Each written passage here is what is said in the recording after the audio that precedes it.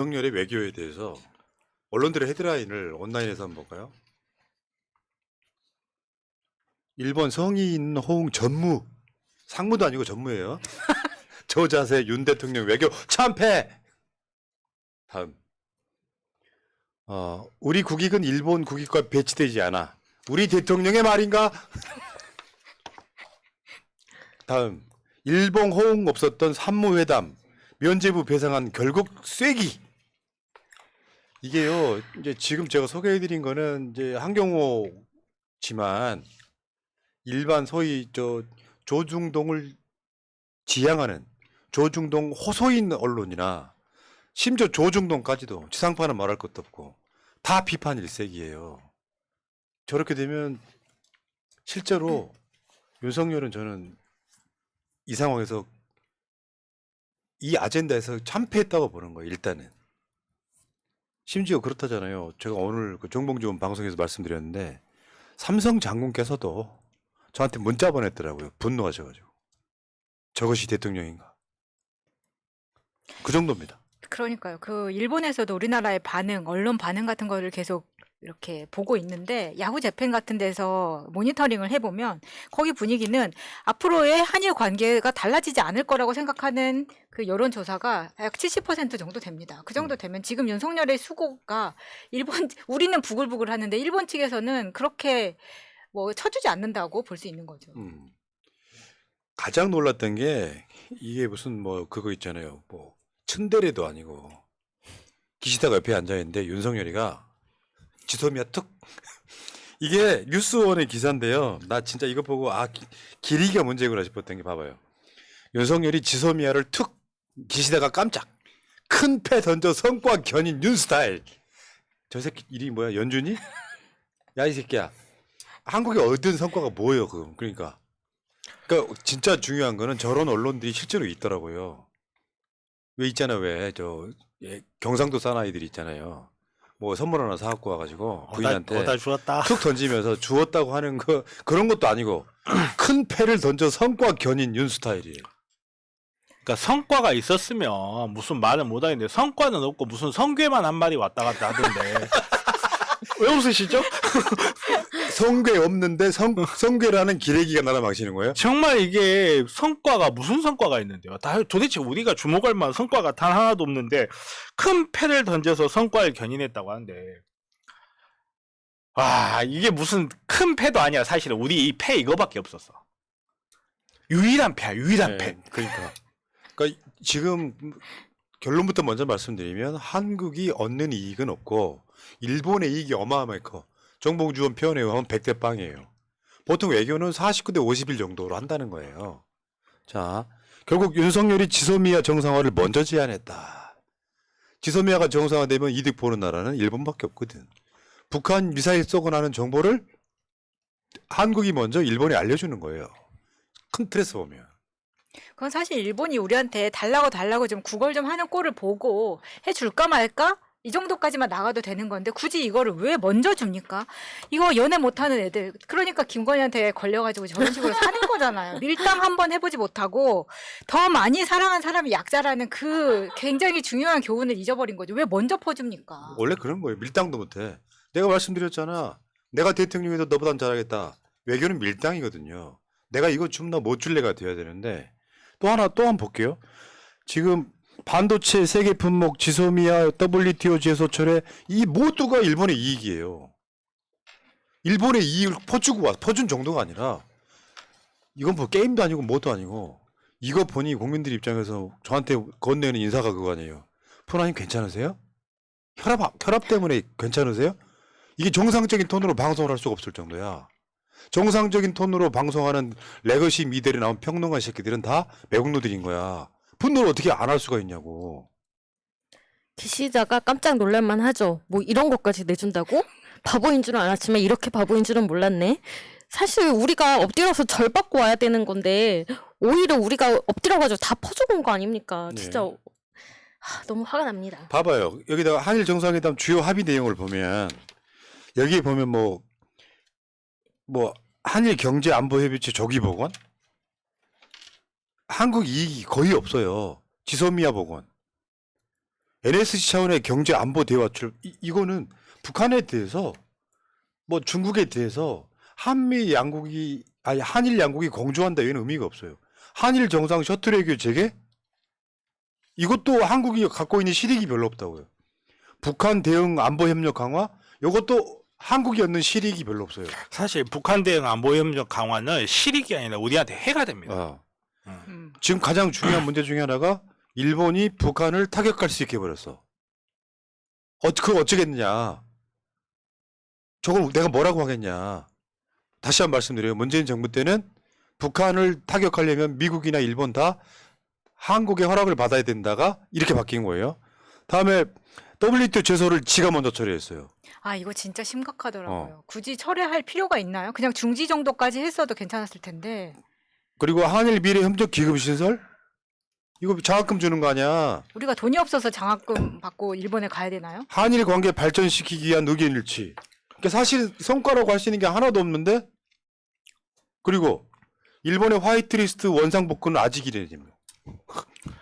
WTO 제소 철회는 WTO를 해서 결국 우리가 얻어낸던 게 금전적인 손해배상을 받는 거거든요. 이거를 취소했다는 거는 말 그대로 일본한테 1억 달러 배상 받을 수 있는 걸 못 받게 만든 거다. 배임이에요. 그렇지. 이건 나중에 법적인 문제로 다뤄야 돼요. 이건 배임이야. 왜 화이트리스트는 복구 안 해요? 화이트리스트 복구는 시간이 걸립니다. 일본 답이. 그 시간이 걸릴 게 뭐 있어. 제외하면 되는 거지. 그러니까 아니 엎드려 내 죽어 있는데 그거를 굳이 제외할 이유가 없죠. 그리고 네. 일본 입장에서 사실은 우리나라를 화이트리스트에 유지하는 것 자체가 크게 도움은 안 돼요. 예. 크게 도움은 안 되는데 문제는 일본 정치 세력들이에요. 일본 정치 세력들 입장에서는 일본인들이 봤을 때는 현재 일본 정치 세력들이 어마어마하게 잘해가지고 한국으로부터 모든 걸 다 얻어주고 우리는 아무것도 안 줬다라는 상징적인 조치인 거야. 화이트리스트를 안 적어주는 게. 그러면 일본도 화이트리스트 적어가지고 한국하고 무역을 해서 돈을 벌어야 되는데 그럼에도 불구하고 걔네들이 이거를 이용해서 한국 봐라 우리가 한국을 이렇게까지 꿀려 앉혔다. 그러니까 우리 일본인들은 우리를 다 지지해라. 지금 이런 거거든요. 자기네들 국내 정치용이거든요. 그러니까 이번에 윤석열 지지율은 한국에서 폭락, 기시다 지지율은 일본에서 급등. 그래서 지지율이 기시다 지지율이 윤석열 지지율 앞섰어. 와. 아니 근데 윤석열보다 지지율이 낮기가 가능한가 그게? 두 나라가 다 지지율이 아주 최저인 상태였기 비슷했죠. 때문에 예. 이게 지금 특수반 애들끼리 어. 경쟁하면 뭐합니까? 지금 특수반 지금 일본의 반도체 세계 품목만 한국 수출길 다시 열었습니다. 어제도 제가 말씀드렸잖아요. 일본 수출 규제 주요 전략 품목 요게 국산화가 돼버렸단 말이에요. 다 폴리이미드, 불화수소 이런 거 다 포토레지스트 다 해가지고 한국 제품 사다가 썼는데 일본 애들이 수출할 길을 다시 열어준 거야. 완전 또라이 새끼죠, 진짜. 그러니까 그걸 안 할 수가 있나? 예, 저때 기억나세요? 우리나라 불화수소가 없어가지고 반도체 모드에서 뭐 망할 것처럼 이야기하고 우리나라에서 불화수소 99.9999% 6 시그마 만들었다고 하니까 아니다 일본에 그 9 시그마가 필요하다 막 했던 기레기 새끼를 다 어디 갔어 지금? 우리나라에서 이미 다 대체해가지고 다 개발해서 다 지금 쓰고 있는데. 그러니까 가장 중요한 게 기자회견을 하면은 기자들이 일본 사과가 없는 것 같은데요 하니까 대통령실이 쉴드가 난 진짜 피꺼소시더라고. 일본의 사과를 한 번도 받는 게 어떤 의미가 있냐? 아니 이 대통령실이 지금 일본 총리실이 아니라 대한민국 대통령실에서 이렇게 말했다는 거 아닙니까? 사과 한 번 더 받는 게 무슨 의미가 있냐? 이거는 철저하게 일본의 시각에서 이야기를 한 거예요. 우리는 사과를 받지 못했다고 생각하는데 일본은 우리가 이때까지 사과한 거를 한국이 그러니까 안 들은 척한다. 이게 일본의 주장이거든요. 그저 한문철 변호사의 그 블랙박스 프로그램 보면 주로 어떤 게 나오냐면 가끔씩 사고를 해서 사망 사고가 납니다. 그 사망 사고가 나서 이 사람이 합의를 받으려고 유족들한테 가서 이제 합의 뭐 이런 걸 해요. 합의서 써주잖아요. 그 다음부터는 지들이 소송 걸고 난리가 나는 경우가 많아. 원래 그런 거예요. 그리고 김대중 오부치 담화 이후에 아베가 들어서면서 그 모든 일본의 입장이 돌변을 했단 말이에요. 정봉주 의원 이야기에 의하면 그 사이에 이제 외무상들이 간혹 유감 표명이나 사과한 적이 있지만 대외적으로만 한국에 사과를 하고 일본 국회 돌아가서는 사과 아니다라고 실드를 치면서 사과를 무력화시켰던 놈들이에요. 근데 지금 아베는 청와대 죽고 그 다음에 기시다가 지금 그 사이에 스가가 좀 하다가 기시다가 올라온 거 아니에요? 다시 물어볼 수 있는 거죠. 그게 한일 무역 전쟁이 그 사이에 있었기 때문에. 근데 사과란 말을 꺼내기 싫어가지고 김대중 어부치 담화를 계승한다로 끝까지 우기고 있는 그 상태가 지금 일본 정부의 입장인데 그 사과 한 번 더 만든 게 무슨 의미가 있냐고? 얘들은 내가 봤을 때 역사관 자체가 아예 없는 거예요. 너희들 입장 변함 없냐라고 물어봐야 되는 것이고. 쟤네들은 그거잖아요. 징용이 강제 동원이 없었다 그러는데 사과할 이유가 없잖아요. 사과도 못 받은 이 비용씨 같은 새끼들. 용서하시겠습니까? 피해자가 납득할 때까지 사과를 받아내는 게 필요한 거고 말씀하셨듯이 일본 행정부는 한 번도 강제동원에 대해서 그 사실이 있었다라는 걸 인정한 적이 없습니다. 그러면 최소한 그 사실이라도 인정을 받아왔어야죠. 근데 아무것도 하지 않고 사과가 왜 필요하냐뇨. 진짜 화나는 거는 우리나라한테만 인정 안 하는 거예요. 우리나라한테. 그렇죠. 다른 나라들한테는 배상할 거 다 하고 사과할 거 다 하고 해놓고 우리한테만 안 하는 거. 왜? 그때 우리 땅이었잖아. 그때 우리 일본이었잖아. 지금 그러고 있는 거예요. 야, 이 맥락이 대한민국 사회에서도 고위층이라고 하는 놈을 또 똑같은 이야기하고 있잖아요. 윤석열의 40년지기 석동현이가 한 말이 그거잖아.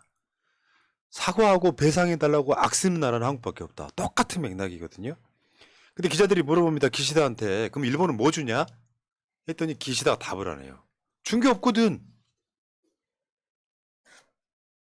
질문에 즉답을 피했다라고 하는 건 얼마나 부끄러운 얘기예요. 그러니까 최소한 포장 해가지고 일본은 이거 줬다라는 얘기를 하는 게 아니라 처절하게 심리적으로 윤석열 정권을 무릎 꿇리고 있는 거예요.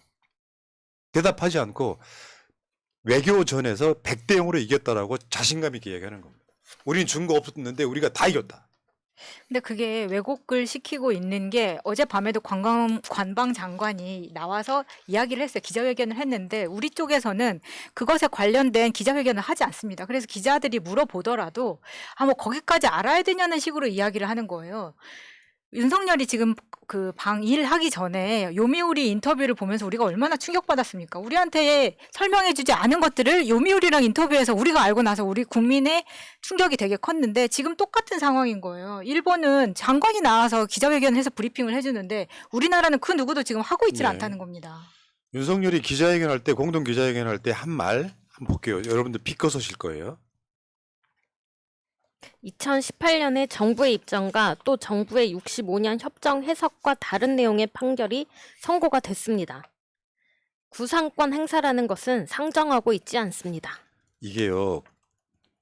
1965년에 한일협정 그 해석과 다른 내용의 판결이 선고가 된다.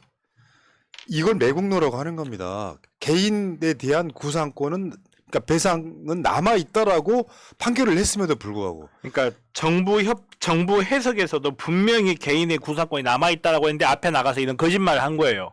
그리고 나서 판결이 잘못됐다고 한 거예요. 삼권 분립도 무시한 거예요. 그리고 구상권 행사라는 거 상정하지 않고 있다고 하는 이거는 과거의 우리나라 판결을 부정한 것이고 미래의 판결도 부정하겠다는 거예요.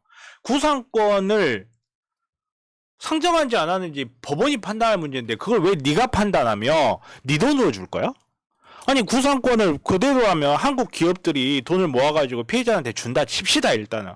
뭐 그 기업들이 우리가 검토해봐가지고 구상권을 할지 말지 그 기업들이 돈 낸 사람이 생각하는 거지. 이걸 왜 지가 생각해요? 예. 골 때리는 건 대통령실이 이런 거예요. 아니 일본은 여러 번 사과했는데 뭘 사과를 또 받아 그런 얘기입니다. 어처구니가 없어서. 아니 이 새끼들은 진짜 일본 정부라고 하는 거지 왜 일본 놈들이 한국 정부를 하고 있어. 아니 이 정부 들어서 자꾸 이런 이야기를 하니까 우리가 사과를 받았었나? 지금 심지어 이런 착각까지 들게 합니다. 그냥 김대중 오부치 이후에는 없었고요. 사실상 없었다고 보는 게 맞고 아베 전략이었기 때문에 얘네들은 지금 아까 정변 이야기처럼 세계사적으로도 한국에 대해서만 사과하고 있지 않고 강제동은 없었다고 하고 있고 위안부 없었다고 하고 있는 상태 아닙니까? 어떻게 뭐 이런 나라가 돼버렸죠? 답답하죠. 답답한데 정말 좀 정말 저는 사람을 혐오해서는 안 된다고 배워왔는데 사람이 아니니까. 너무 힘듭니다. 네. 자, 결국 쉴드를 하다가 보니까 일본의 사과는 오부치 사과로 대체하는. 사실 이때도 되게 말이 많았거든요. 통석의 념 생각나십니까? 통석의 념 이게 도대체 무슨 말이냐 해가지고 그때도 난리가 났었는데 그거를 오부치 사과로 그리고 대체한 것도 아니에요. 이야기 들어보면 과거의 일본 정부를 이어가겠다는 거지 요거를 대체하겠다는 것도 맞아, 아니야. 콕 집어 이야기하지도 않았어. 이야기할 것도 아니에요. 아니 그리고 그 우리가 한번 언급한 적은 있지만 윤석열 쇼츠에서 오부치 정신만 언급한 것도 대통령실에 확실하게 일배가 있고 이런 식의 매국노가 작성을 하고 있다는 것도 보이고 김대중 오부치 때가 1998년이죠. 그때 우리나라가 IMF 때 굉장히 힘들었을 때입니다. 그리고 각국의 원조를 받을 때이기 때문에 일본의 원조도 필요할 때였어요. 예. 그럼에도 불구하고 이러한 성명을 발표를 했었는데 지금은 한일 무역 전쟁에서 이겼음에도 불구하고 왜 우리가 무릎 꿇는 이런 짓을 하고 있어야 되는지 모르겠습니다, 진짜. 그러니까 원균 스타일이라니까 전쟁 다 이겨놨더니 한꺼번에 가서 다 말아 먹어봐서 한 방에. 예. 우리 국민의 심정을 대변하는 짧은 동영상 하나 보여드리겠습니다.